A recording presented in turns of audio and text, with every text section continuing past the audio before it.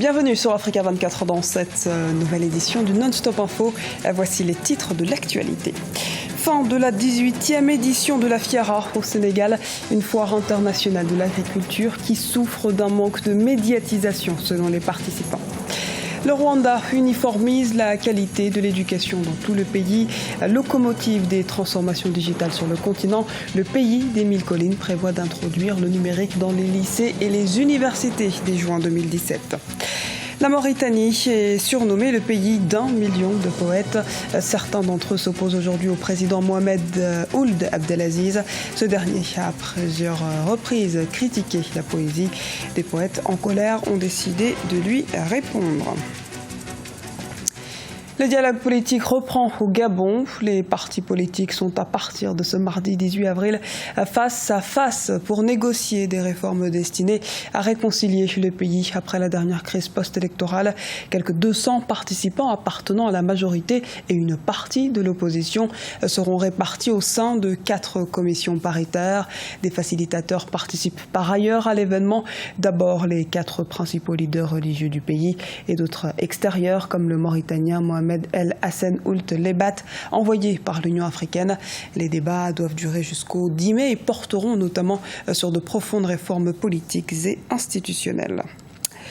Du changement au sein de la CEA, le secrétaire général des Nations Unies, Antonio Guterres, a nommé le 13 avril la Camerounaise Vera Zangoué au poste de secrétaire exécutif de la Commission économique des Nations Unies pour l'Afrique, en remplacement du Bissau-Guinéen Carlos Lopez, démissionnaire depuis le 31 octobre 2016. L'économiste âgé de 42 ans a été choisi parmi 77 candidats. Vera Zangoué quitte ainsi le groupe de la Banque mondiale qui l'employait depuis 1998. La 18e édition de la Fiara, la foire internationale de l'agriculture et des ressources animales, a pris fin ce dimanche 16 avril à Dakar, au Sénégal. Un rendez-vous annuel qui manque d'exposition médiatique selon les exposants, alors que l'agriculture emploie près de 65% de la main-d'œuvre en Afrique subsaharienne. Reportage d'Elhaj Ndiaye, correspondant au Sénégal.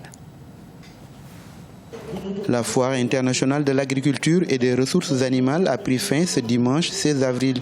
Ouverte depuis le 26 mars sur l'esplanade du Centre international pour le commerce extérieur, l'édition 2017 de la Fiara portait sur la solidarité, le levier économique et social dans un pays émergent comme le Sénégal.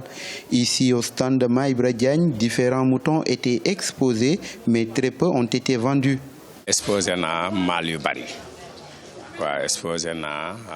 J'ai exposé différents moutons cette année, comme le roi 102, Washington, Helcom ou encore l'écran. Ces moutons sont de grande qualité et coûtent assez cher, et je n'arrive pas à les écouler. Lors de l'édition de l'année dernière, nous avons réalisé de meilleures affaires. J'ai été déçue parce que ça n'a pas marché du tout. Le pourquoi, je ne sais pas. Franchement, l'année dernière, on était un peu déçus. On se disait que peut-être cette année, il y aura une petite amélioration. Mais là, c'est pire que l'année dernière. Il n'y a pas de clients, il y a beaucoup de marchandises. On risque de ressortir avec et puis on a beaucoup payé et on risque de passer à côté. On risque de perdre vraiment. Si certains commerçants ne se frottent pas les mains, tel n'est pas le cas chez les vendeurs de riz, ils se sont rassemblés autour d'un village dénommé Riz du Sénégal. Les acteurs arrivent à vendre aux particuliers, aux ménages, aux commerçants, mais nous souhaiterons avoir plus de demandes pour que la totalité de la production de la vallée, du sud et du centre soit écoulée. Cette année 2017, quelques 1000 exposants en provenance d'une vingtaine de pays étaient présents à la Fiara. Selon ces exposants, les petites foires organisées un peu partout à Dakar et surtout la faible médiatisation de l'événement ont négativement impacté la vente de leurs produits. Le Sénégal prévoit par ailleurs d'émettre un nouvel eurobond avant la fin du mois d'avril. Le montant qui est sollicité par cette initiative n'est pas encore communiqué. Dans la loi des finances de l'exercice fiscal 2017, le gouvernement sénégalais annonçait déjà ce recours aux marchés internationaux qui, combiné à d'autres programmes, lui permettra de mobiliser 629 milliards de francs CFA. Rappelons que les 2 précédents eurobonds émis par le Sénégal en 2011 et 2014 affichent actuellement des rendements de 4,9% et 5,9% pour les investisseurs qui les achètent aujourd'hui sur le marché secondaire. Pays d'Afrique centrale, le Rwanda affiche une croissance robuste qui devrait se maintenir autour de 6,8% en 2016. Ces 10 dernières années, le gouvernement a misé sur les nouvelles technologies pour accélérer et diversifier son économie. Le numérique a ainsi pris une place centrale dans le pays. Kigali prévoit en ce sens d'introduire le numérique dans l'éducation dès juin 2017. Les précisions à Didelet Mirabel-Bissou.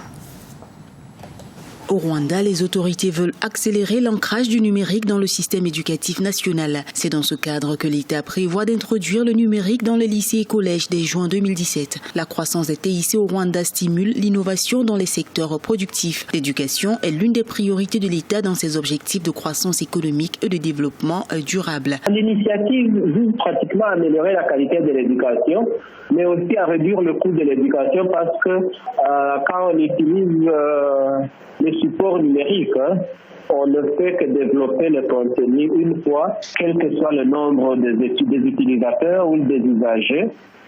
Le contenu développé est le même. Donc, il y a gain en termes de coût d'investissement, de coût de l'éducation. En partenariat avec Microsoft Corporation, un géant mondial de l'informatique et de la micro-informatique, le pays va lancer dans les lycées et les universités des classes intelligentes.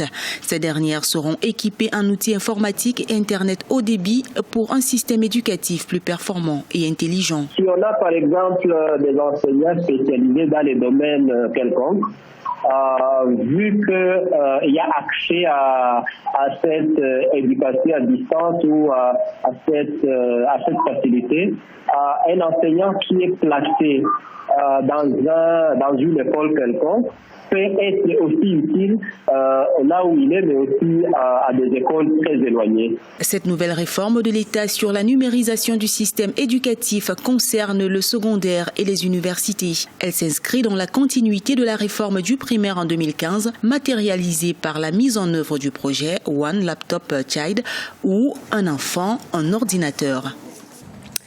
La poésie, patrimoine national en Mauritanie. Ce genre littéraire influent a été critiqué par le président Mohamed Ould Abdelaziz.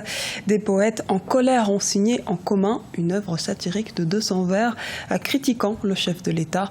Les précisions de Gladys Mwamba. Écrite, récitée ou chantée, la poésie fait partie du patrimoine national en Mauritanie. Un héritage sacré, un genre littéraire influent qui vaut à ce pays l'appellation de pays aux millions de poètes. Selon certains poètes, le président mauritanien aurait à maintes reprises marqué sa préférence pour les filières scientifiques au détriment de la poésie, une position qui a suscité un vaste remous au sein des jeunes qui sont de plus en plus nombreux à s'intéresser à ce genre artistique. Il ne fallait pas attaquer la poésie. Il faut trouver des solutions pour sortir le pays de cette situation difficile sans attaquer la poésie parce que depuis la naissance de la Mauritanie, la poésie a été toujours quelque chose que les Mauritaniens aiment bien. Le poème n'est pas fini. On va continuer parce qu'on veut que le président s'excuse. Les propos du chef de l'État divisent. Il y a ceux qui défendent la poésie et ceux qui adhèrent à la vision du chef de l'État. Un désaccord modéré par certains analystes. Ça, c'est une interprétation. Il se peut que des poètes ils ont pris ça d'une mauvaise œil. Je ne pense pas qu'il a critiqué directement donc, la poésie. Les directives du président, selon mon point de vue, c'était que les jeunes doivent s'orienter vers donc, des métiers techniques et professionnels pour relancer l'économie mauritanienne. Susciter l'engouement pour les filières scientifiques s'avère nécessaire pour les autorités du pays. La Mauritanie fait face à des carences dans les formations scientifiques, notamment dans le domaine de la médecine, avec 691 médecins généralistes et spécialistes nationaux pour plus de 3,5 millions d'habitants. C'était le journal de la rédaction. Nous vous remercions pour votre fidélité. Retrouvez dans un instant une nouvelle édition de l'actualité sur Africa 24.